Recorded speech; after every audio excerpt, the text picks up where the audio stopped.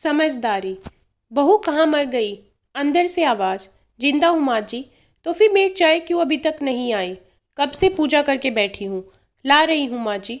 बहू चाय के साथ भजिया भी ले आई। सास ने कहा तेल का खिलाकर क्या मारेगी मुझे? बहू ने कहा ठीक है माँ जी, ले जाती हूँ। सास ने कहा रहने दे, अब बना दिया है तो खा लेती हूँ। सास ने भजिया उठाई और कहा कितनी गंदी भजिया बनाई है तुमने। बहू, माँ जी मुझे कपड़े धोने हैं, मैं जाती हूँ। बहू दरवाजे के पास छिपकर खड़ी हो गई। सास भजिया पर टूट पड़ी और पूरी भजिया खत्म कर दी। बहू मुस्कुराई और काम पर लग गई।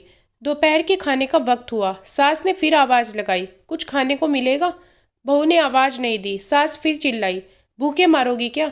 बहू आई, सामने खिचड़ी रख दी। सास गुस्से से, ये क्या है? मुझे इसे नहीं खाना, इसे ले जाओ। बहू ने कहा आपको डॉक्टर ने दिन में खिचड़ी खाने को कहा है, खाना तो पड़ेगा ही। सास मुंह बनाते हुए, हाँ तू मेरी माँ बन जा। बहू फिर मुस्कुराई और चली गई। आज इनके घर पूजा थी। बहू सुबह 4 बजे से उठ गई। पहले स्नान किया, फिर फूल लाई, माला बनाई, रसोई साफ की, पकवान और भोज बनाया। सुबह के 9 बज गए। अब सास भी उठ चुकी थी। बहू अब पंडित जी के साथ भगवान के वस्त्र तैयार कर रही थी। आज ऑफिस की छुट्टी भी थी, उनके पति भी घर पर थे। पूजा शुरू हुई। सास चिल्लाती, बहू ये नहीं है वो नहीं है। बहू दौड़ दौड़ी आती और सब करती। अब दोपहर के 3 बज गए थे। आरती की तैयारी चल रही थी। पंडित जी ने सबको आरती के लिए बुलाया और सबके हाथों में थाली दी। जैसे ही बहू ने थाली पकड़ी, थाली हाथों से गिर पड़ी। शायद भोज बनाते हुए बहू के हाथों में तेल लगा था, जिसे वो पोंछना भूल गई थी।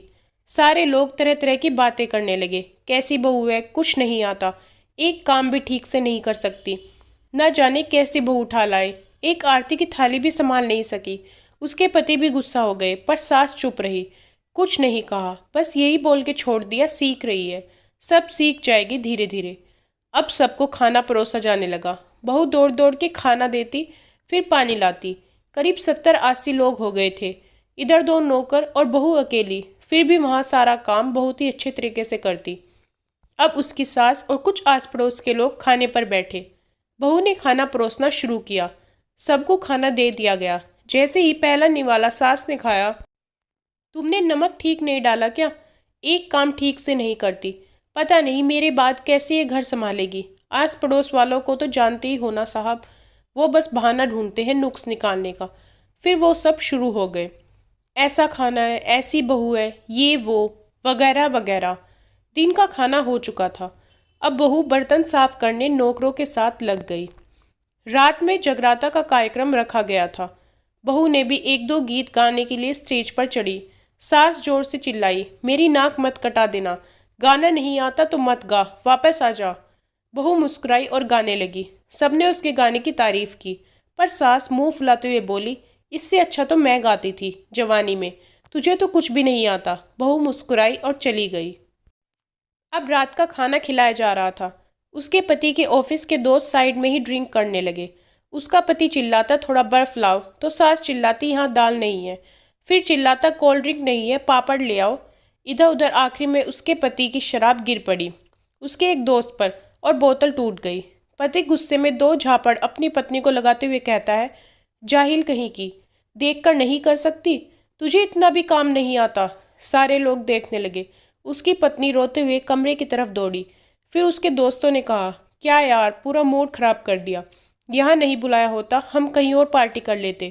कैसी अनपढ़ गंवार बीवी ला रखी है तूने, उसे तो मेहमानों की इज्जत और काम करना तक नहीं आता। तुमने तो हमारी बेइज्जती कर दी।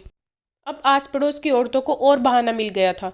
वो कहने लगी, देखो क्या कर दिया तुम्हारी बहू ने, कोई काम की नहीं है। मैं तो कहती हूँ अपने बेटे की दूसरी शादी करा दो, छुटकारा पाओ इस गंवार से। सास उठी और अपने बेटे के पास जाकर उसे थप्पड़ मारा और कहा, अरे नालायक, तुमने मेरी बहू को मारा, तेरी हिम्मत कैसे हुई, तेरी टांग तोड़ दूंगी। उसके बेटे के दोस्त कुछ कहने ही वाले थे कि उसकी माँ ने घूरते हुए कहा, चुप, बिल्कुल चुप, यहाँ दारू पीने आए हो, जबकि पता है आज पूजा है और तुम्हें पार्टी करनी है। कैसे संस्कार दिए हैं तुम्हारे माता पिता ने? और किसने मेरी बहू को जाहिल बोला? जरा इधर आओ, चप्पल से मारूंगी अगर मेरी बहू को किसी ने शब्द भी कहा तो। अरे पापी, तूने उस लड़की को बस इसलिए मारा कि तेरी शराब टूट गई।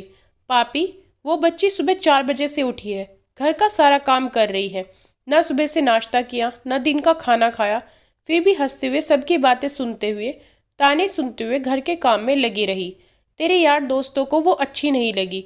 जूते से मारूंगी तेरे दोस्तों को जो कभी उन्होंने ऐसा कहा। उसके यार दोस्त चुपके से खिसक लिए। अब सास बहू के कमरे में गई और बहू का हाथ पकड़कर बाहर लाई। सबके सामने कहने लगी, किसने कहा था अपनी बहू को घर से निकाल के दूसरी बहू ले आना? जरा सामने आओ। कोई सामने नहीं आया।